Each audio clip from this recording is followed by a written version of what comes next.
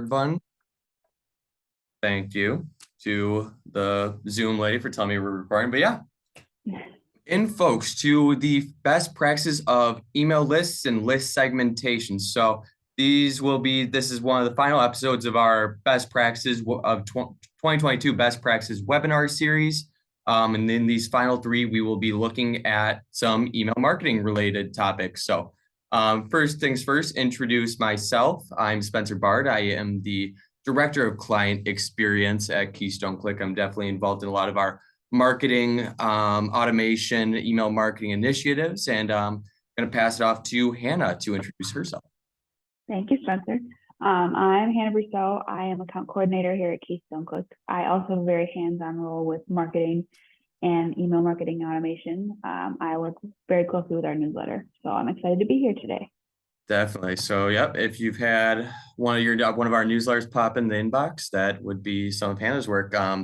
Bit about Keystone Click. If you're unfamiliar, we are a strategic digital marketing firm and web design agency, really focused on uncovering how we can reach your target audience with our messaging and really using our research to lay out a strategy for increasing engagement, boosting conversions with any marketing initiative or website design initiative that we take forth. So let's get into the presentation. So first things first, a bit of an agenda. So as we do in most of our series, a quick intro into marketing automation, email marketing, as well as email lists. I'm going to look at a few strategies for growing your email list.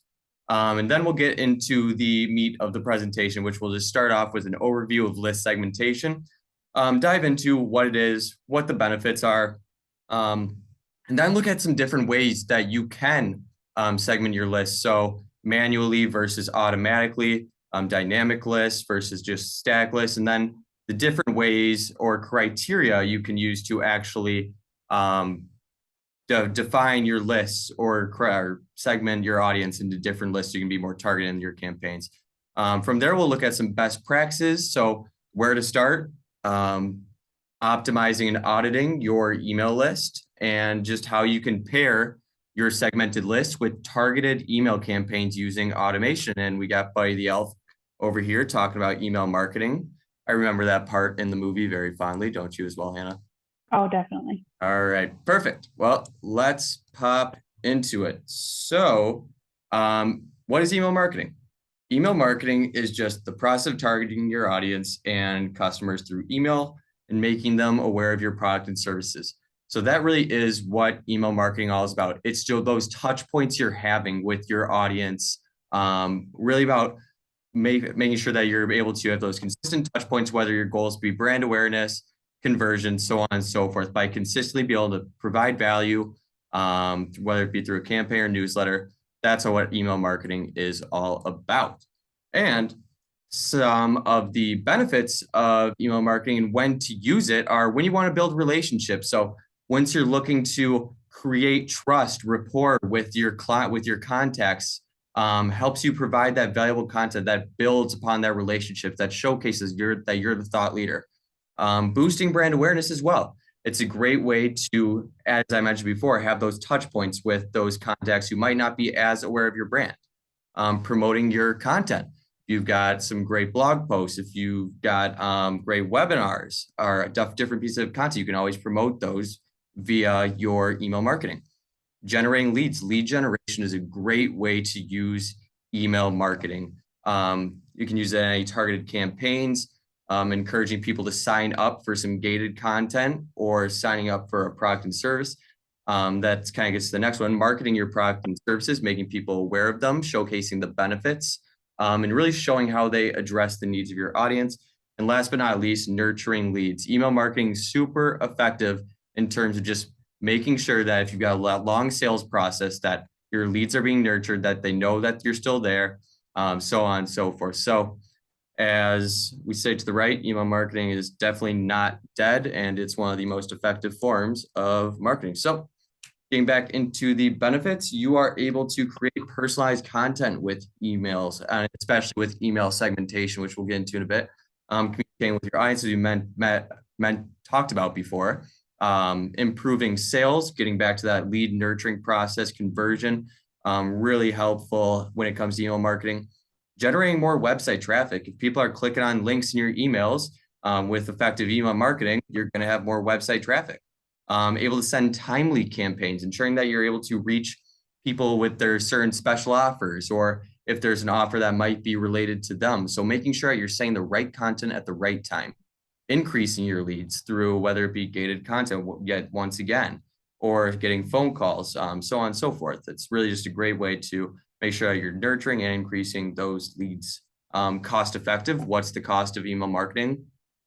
None. It really is none, unless you've got a email marketing tool, which then it does cost some, but still, it in terms of ROI, return on investment, and risk on investment, is the most effective marketing form of marketing. And then providing value to your audience, because that's what it's about at the end of the day, making sure you're providing your consistent value so that you can achieve all those other benefits. Moving on.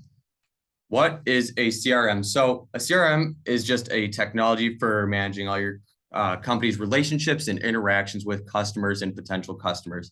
Won't drag on too long about this, as this is not what the presentation is about, but this would be kind of your HubSpots, your marketing automation tools, MailChimp, so on and so forth.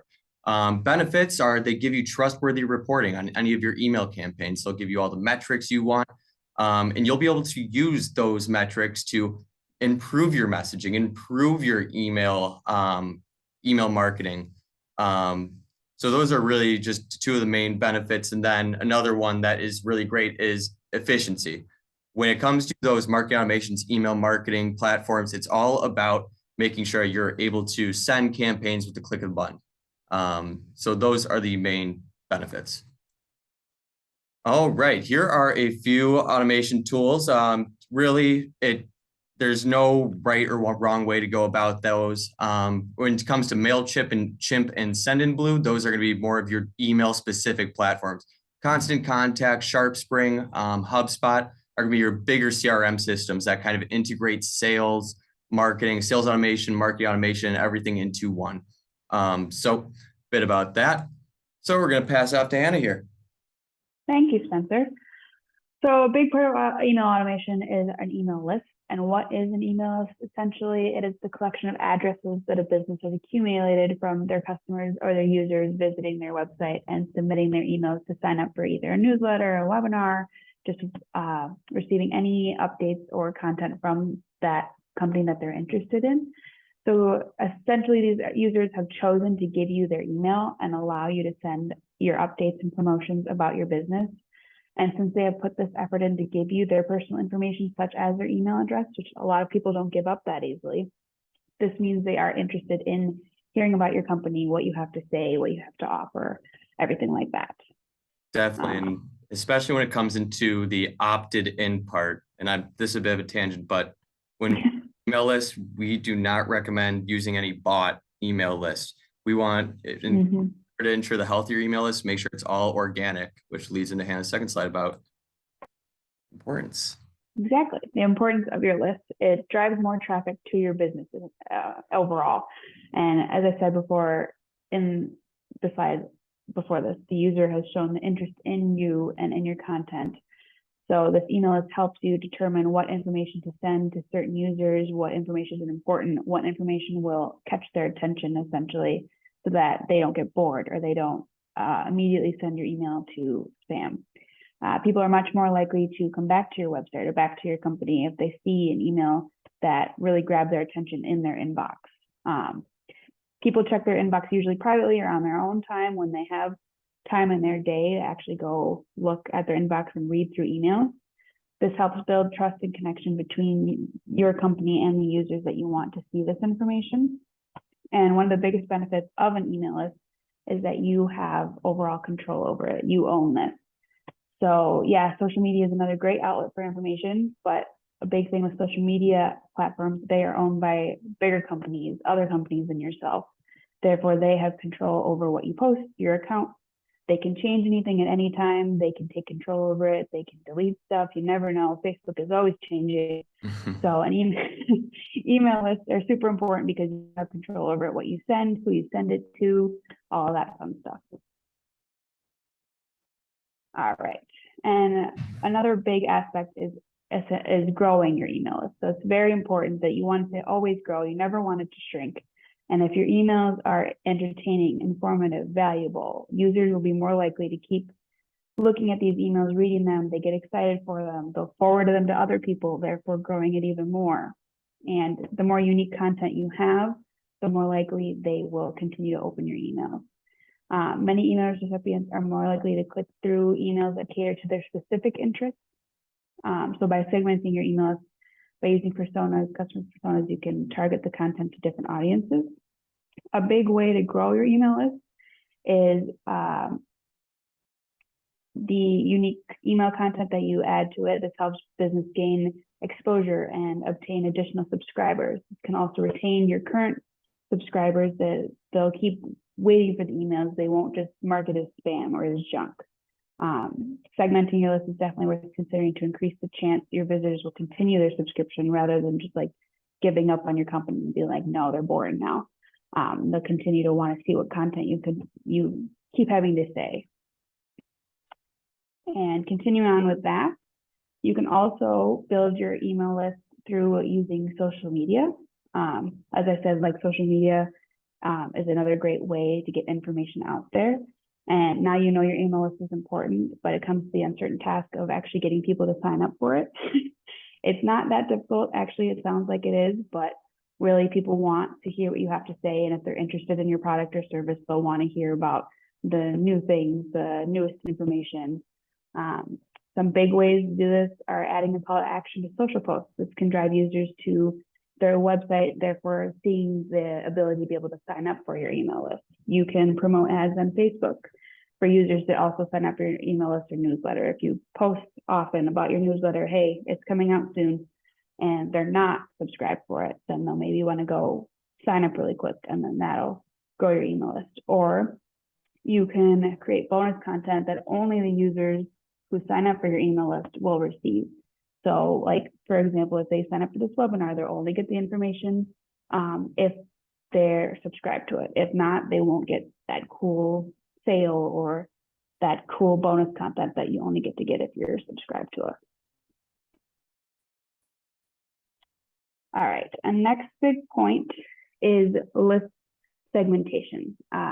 What is it? It's the process of breaking your email recipients into smaller and targeted groups, then sending them the most relevant information. Each segment can be as large or as small as you would like it to be. Generally, the smaller are the more direct and targeted than your content can be and should be, the more likely the content will resonate with these recipients. Some good examples would be Keystone Click does a client and a non-client and prospective clients. Those are some good ways to separate it. Or these groups can usually be based on behavioral or demographics, such as the state they reside in, if they've purchased something from you in the past, or if they've showed interest in your website, or if you can see that they've visited a lot, maybe try to reach out to them. And then that way, if you segment in that way, you can send them more targeted information. Therefore, they will stay more invested in your company. Next, why should you segment your email list? Excuse me. There are many different ways that this will improve your deliverability. A big one is it increases open rates. The more relevant content equals more relevant subject lines, which can help your emails see the light rather than be deleted or archived right away. Another way is it increases click-through rates. Once the user is reading the email, many people would interact with the inviting calls to action, like checking out a sale, if that's your big way to open an email, there's a sale happening soon, or there's a sale that ends soon, or learning about a new service that you offer that's only happening this month, or something big like that. Another is increases conversion rates. Now that they've followed this call to action to see that sale or see that new product, they have made it to your website, and the more likely they will be to purchase that product off that sale, or sign up for the webinar that's only happening this month or only happening this year, like this one of email automation is only happening these next 3 months of this year. So you want to get on it, you want to see it. Another big one is decreasing unsubscribers. You want your subscriber base, like I said before, to grow. You never want it to shrink. So if you're sending too many irrelevant or generic emails, it will cause a lot of recipients to get bored or give up and be like, okay, I've seen this before. They're very repetitive, and they'll send it to junk or they will unsubscribe. And lastly, but not least, it also avoids spam filters.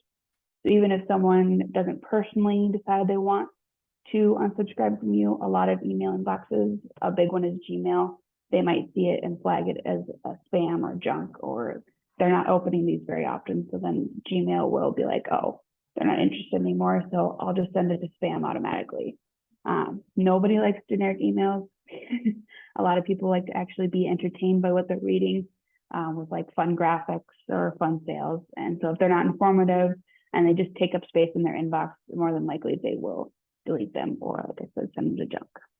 100%. And really, the reason why all these benefits can be achieved from segmenting is kind of what Hannah's just been getting to. You're able to send relevant content that is more targeted, that these specific audiences are going to be able to find valuable. So now that we've got the groundwork of, what email list segmentation is, why we recommend it, why we stress it, let's talk about ways that we can start segmenting. So brainstorm, just have in the back of your mind as we kind of go through these next, a few ways you can segment your audiences into different groups. What are some distinguishing factors that, these people can be put into this bucket, or so on and so forth. So we're going to give a few examples here on this next slide, but just have this in the back of your mind. So let's get into it.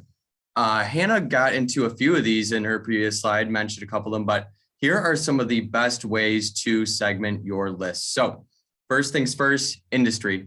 That is oftentimes one of the easiest ways to segment your list. If you've got a couple different target audiences that are maybe in slightly different industries from one another, entirely different industries, that means that they're going to be looking for different content. They might find different content to be valuable to them. So being able to segment those contacts into their own groups will allow you to be able to be more targeted towards the content that specific industry will be able to find valuable. Secondly, geography. So if you are able to know where people are and be able to play into that, that can be extremely beneficial. So maybe segmenting people into Wisconsin, you've got your Midwest, you've got your Southeast, so on and so forth. And this can help you become more targeted as well. Third is persona. So when it comes to persona, we're talking about your target audience personas, and don't get this mixed up with industry. This is a type of person that this specific person fits. Maybe it's the person from the industry who typically makes the buying decision. And we'll get into examples of how you can make your persona, but finding those specific niches of personas and being able to target those specifically, it can be extremely effective. Product interest. If you are able to know what kind of product or service they're interested, that allows you to send more content surrounding that product or service. Examples for us, we offer digital marketing research strategy and implementation, and some other website related things, such as web design, hosting, so on and so forth. We don't get too into those niches, but we've got two distinct buckets that we make sure that we're labeling our new opportunities, marketing or website, just so we can have a bit more, know who's looking at what, so we can be more targeted in that. Sales funnel stage is a really interesting one. So every CRM system, marketing automation tool, is going to have some sort of sales funnel. So kind of how ours look like, it's going to be first stage, initial contact, second stage, qualified. That's third stage, we've got a proposal scheduled, fourth stage, proposal presented. And the last stage, won or lost. Being able to have those types of audiences segmented to have either automated follow-ups or reminders, just knowing who to follow up with at the right time helps better send them content, whether you're looking to make a close or you're just looking to nurture that lead. Just another great way to do so. Website behavior. So this is an interesting one. It can be based upon anything that they do on your website. Maybe they fill out a form, contact us form. Those can all be grouped into one single audience. Or maybe they went to a specific page. Those can all be grouped in a specific audience. Demographics, you've got your typical man, woman, age. Just another way to be utilized, and then engagement. So if people are opening up your emails, you can put them in a highly engaged group that you send information to more frequently, or if they're not engaged, you can put them into a non-opener, low engaged type of segmented list that really does not send them as much information, just really adhering to your audience's needs and sending them more targeted information.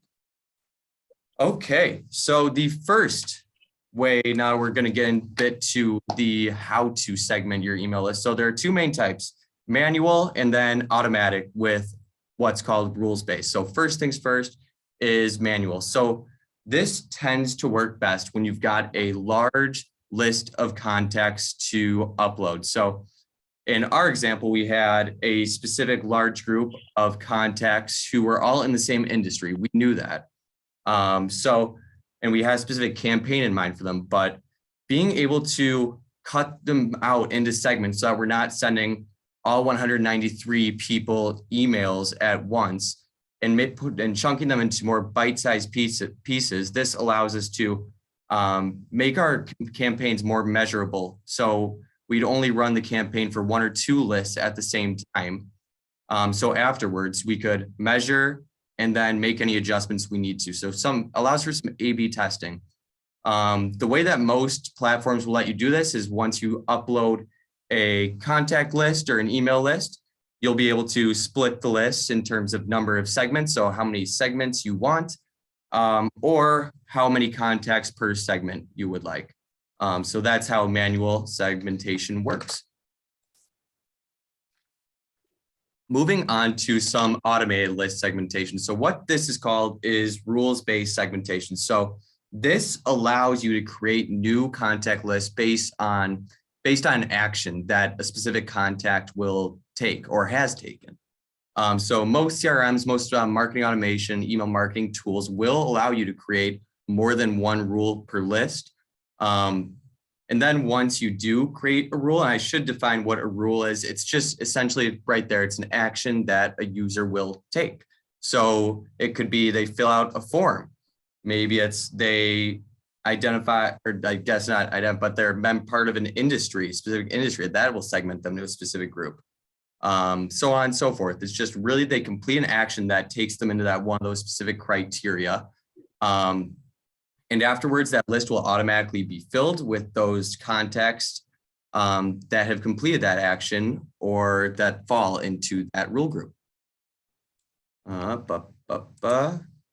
Boom, right there. There's some examples. Forgot to put that there.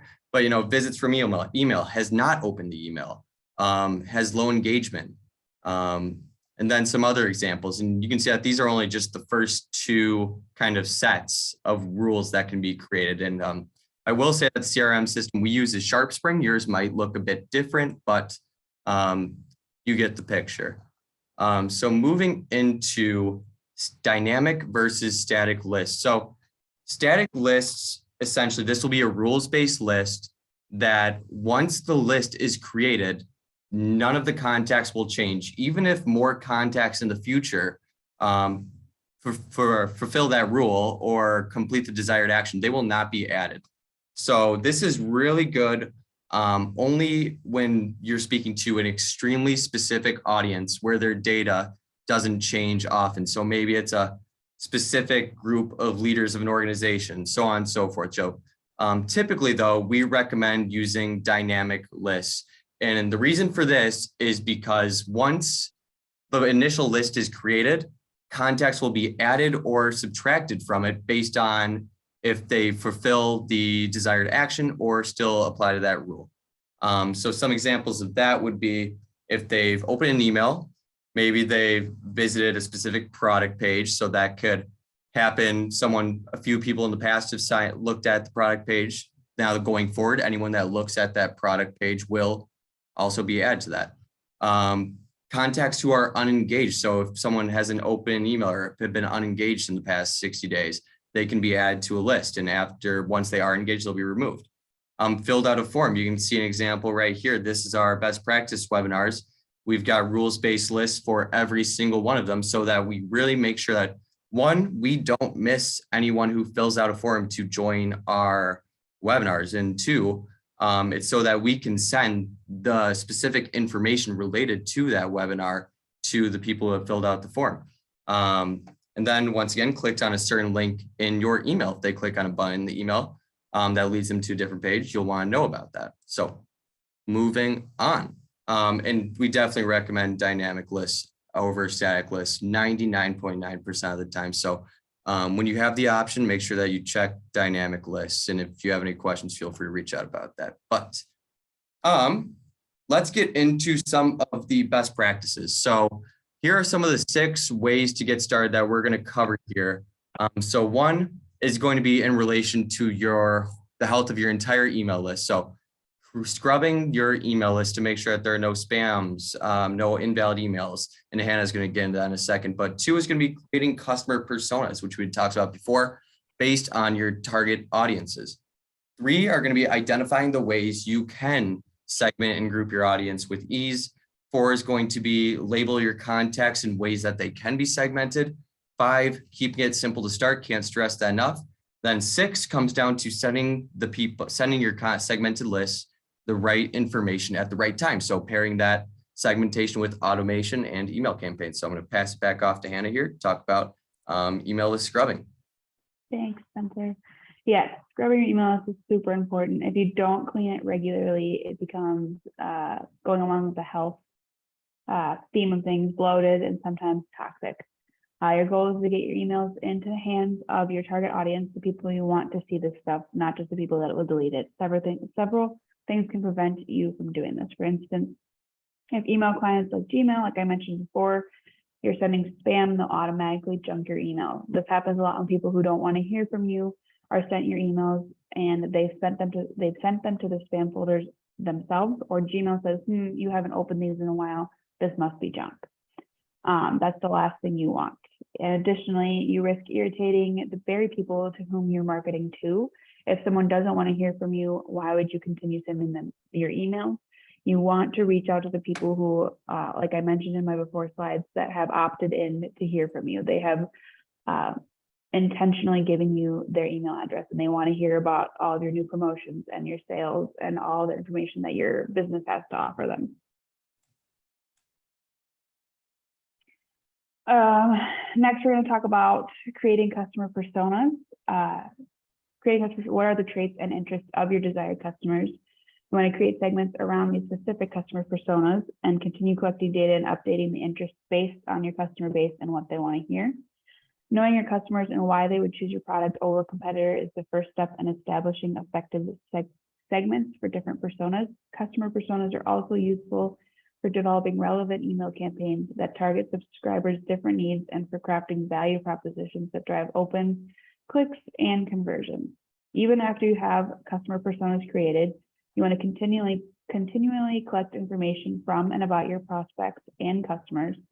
The more information you gather about your subscribers and your current customers, the better the opportunity to personalize your email campaigns and deliver the content that resonates with all of them. One way to do this is by giving subscribers the chance and incentive to periodically update their profiles and preferences. This way you can keep sending them the stuff they want to hear. Very cool. And this is just an example of, what an in-depth customer persona could look like. So everyone meet Cynthia. Say hi, Cynthia. She says hi. But really getting an idea, kind of a narrative surrounding your persona. And this is less related to the list segmentation, more just some inspiration for creating those personas and how to talk to these people. So creating a narrative around what they do, what their challenges are, what their goals are, what their frustrations are. And from there, you can kind of come up with those messaging tactics to really speak with those pain points. So for some, it might be a specific position at your target audience. So maybe it's a director of sales at, I don't know, just a industrial manufacturer. We'll just use that example for a second. If you are able to identify those people early on, this will allow you to send content that speaks to their pain points, so on and so forth. But just an example of what a customer persona could look like for you guys. And let's move on. So starting simple with segmentation. I know I've got that thing over there. It says target audience inside our target audience. We need to go deeper. do not go that deep to start with your segmentation.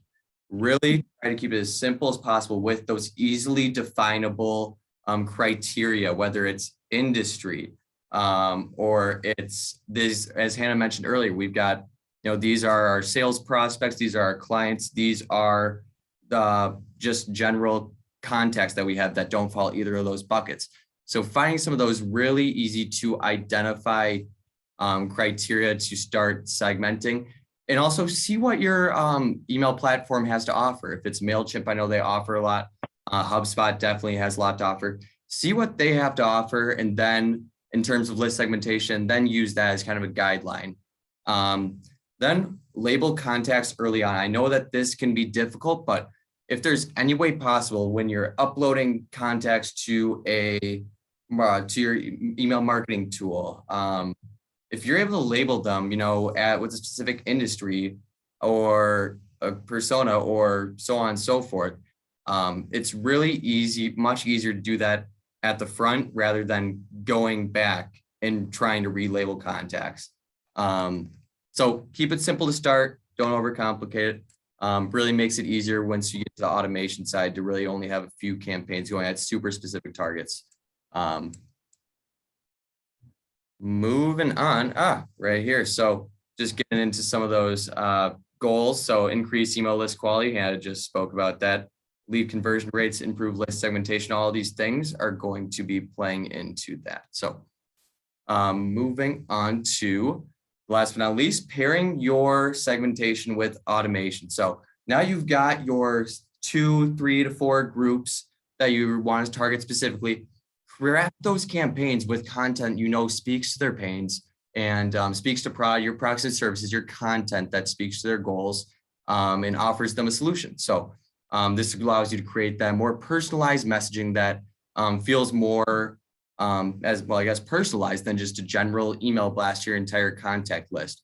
If you're just speaking in generalities to your entire contact list, you're really speaking to no one at the end of the day. So that's why we say we stress segmentation, because it gives you the chance to be personalized with your messaging, which at the end of the day increases your effectiveness and ensures that you are speaking to them. Then the last benefit is this will allow you to track results of your automation. I know I'd mentioned before that when we manually segmented that one list, we didn't run the campaign we had for that specific audience for all of them at once. We ran it for specific segments just so we could track the results, make edits, and maximize your results. And we're definitely going to be getting more into the email marketing campaigns and automation best practices. That's actually our next webinar on November 17th. That's a little plug right there, but yeah, we'll definitely get more into that during our next webinar. So folks, let's wrap up with a summary. If you do have any questions, feel free to throw them in the chat whenever. But just in general, email marketing is one of the easiest and most effectiveness to get in front of your audience and speak to their pains and increase their brand awareness. It's also a great area for thought leadership, showcasing that you are the experts on certain topics. Then getting into list segmentation, it really allows you to become more targeted in your campaigns by speaking to the specific pains and goals of those smaller groups of your audience rather than speaking to the whole. Really utilize those rules-based groups to kind of create those lists for you so that they grow when more of your contacts meet the rules needed to enter that list. And start segmenting your list by making sure that you're scrubbing your overall email list, getting rid of all those invalid email addresses, hard bounces, spam complaints, building your customer personas, identifying your criteria in which you're going to segment, and then really keeping it simple to start. Okay, so we've got a bit of a freebie for you guys. So we've got our offering a 30-minute strategy session on these 3 topics. So we've got search engine optimization, website design, and website content, as well as just social media marketing. So really going to take a deep dive on your current efforts, going to leave with some actionable items, some new ideas for whichever of you're choosing. So I'm going to throw a meeting link in the chat. If you do decide to sign up, just shoot in the chat. And this, once you do sign up, just shoot which topic you'd like to cover, and we'll be in touch shortly. So throw that in there. What's coming up next? I mentioned it earlier, but I'll mention again, best practice of email campaigns and automations coming up on the 17th. Then we're going to finish up the year with best practices of email subject lines. It might seem like a really small topic, but I promise it's not. Nicole on our team would talk about it for days. She's already sent me so many resources. So definitely be excited for these upcoming two, because it's really going to make it come full circle. So this webinar, we're building the list of those targeted audiences. Second webinar, we're going to look at how we can craft those effective campaigns to reach them. Third, we're going to look at subject lines and how we can ensure those emails are being opened. So be on the lookout for more news about those. Otherwise, feel free to shoot any question in the chat. I did see one, maybe two come in. So the first one that we're going to get into a bit in our upcoming webinar, but I'll ask Hannah this one. It is, what are some examples of just ways to make your email stand out? It's a very good question.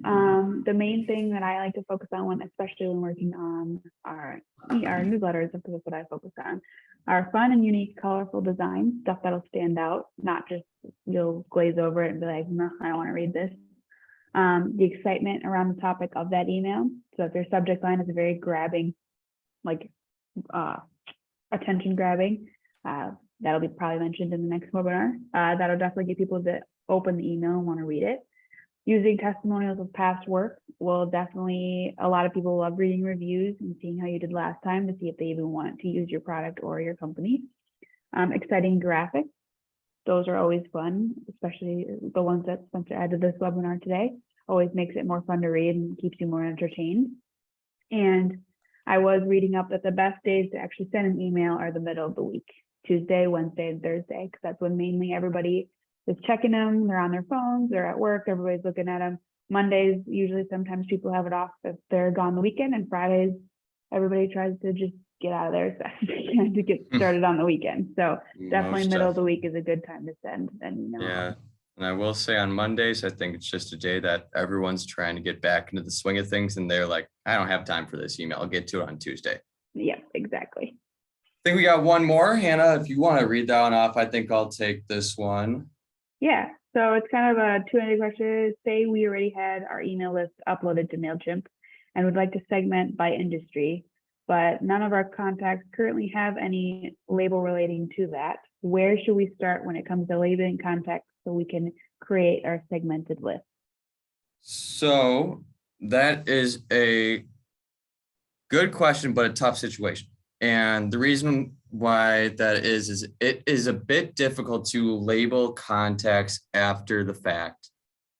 And I would say that ways to get started, if you don't want to go, it depends on the size of your list. I will say it depends. If it's not that large of a list and it's manageable, that could be a great project for an intern to go in and label those. But if it is a very large email list, it's going to find ways to see if you can have your contacts self-identify. So maybe a survey, or in anything, someone would sign up for an event or a white paper, a piece of content that's gated. Have them label what industry they are in that form if your email marketing allows for that. Just find ways where you can identify what they are, or just bite it, or just make it into chunks, bite-sized chunks at the end of the day, and do just a few at a time. So really, it depends at the end of the day. So, all right. I do not see any other questions. If you do have any questions that come up after the fact, feel free to shoot either Hannah or myself emails. You guys can expect that to receive the recording tomorrow morning. But other than that, we appreciate you guys stopping in. Hope you guys enjoyed.